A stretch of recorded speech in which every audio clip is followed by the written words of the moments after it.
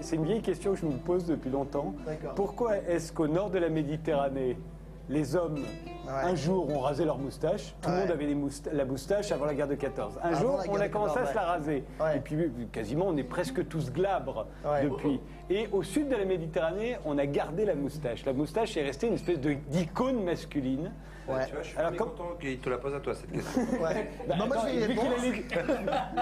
Vu qu'il est prof, on va voir, on le teste. Non, je vais y répondre. Déjà, c'est complètement vrai ce que tu as dit. Les poilus de la Première Guerre mondiale, on les a en plus appelés les poilus, à la suite de la guerre, ils ont voulu exorciser complètement une période où ils ne pouvaient pas prendre soin de leur peau. Et évidemment, chaque fois qu'on quitte une période de guerre, le poil disparaît, notamment la barbe, la moustache, parce que les gens, notamment les hommes, ont envie de peau nette, ils ont envie de reprendre soin de leur corps et notamment de leur peau, et ils ont envie d'exorciser cette sensation qu'ils avaient de poil, mais malgré eux, qui était du laisser-aller dû à la guerre et à la pénurie de soins pendant la guerre.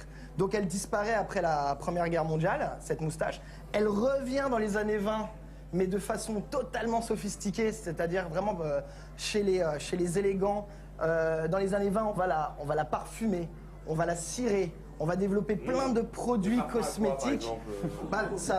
Il va avoir du musc, il va avoir plein des parfums quand même super masculins. Mais en tout cas, on va prendre soin de cette moustache et on va lui-même la cirer pour lui donner des formes spectaculaires, tenues. On va avoir la moustache en C'est pas bidon. mal, hein, ceci dit. Tu la parfumes un peu à l'huile d'olive, tu manges 2-3 tomates, tu te passes une super soirée. Hein. Ouais, voilà, Il y en a qui...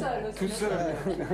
Parce que ne se faire pas être Et alors, si je comprends bien ton raisonnement, au sud de la Méditerranée, c'est parce qu'on ne s'est pas battu pendant la Première Guerre mondiale qu'on a conservé la moustache? Non, c'est pas ça. C'est qu'en fait, en Méditerranée, la moustache, c'est pas simplement un élément qui a une vocation esthétique ou juste visuelle, comme ça, qui n'est pas simplement lié à la mode. C'est beaucoup plus emprunt que ça. C'est-à-dire qu'en la Méditerranée, il y a vraiment énormément de symbolique. La moustache, elle est porteuse de sens. C'est la maturité, c'est la paternité, c'est la virilité, c'est la sagesse. C'est le symbole du savant, celui qui sait, celui qui va se faire respecter. Donc il y a vraiment, c'est beaucoup plus important. C'est-à-dire que même suite à une période de guerre, ils se sentent, non pas obligés, mais ils ont vraiment cette volonté de la conserver parce qu'un homme sans moustache va se sentir peut-être dénudé. Il y a un proverbe turc qui dit qu'un homme sans moustache est comme une maison sans balcon.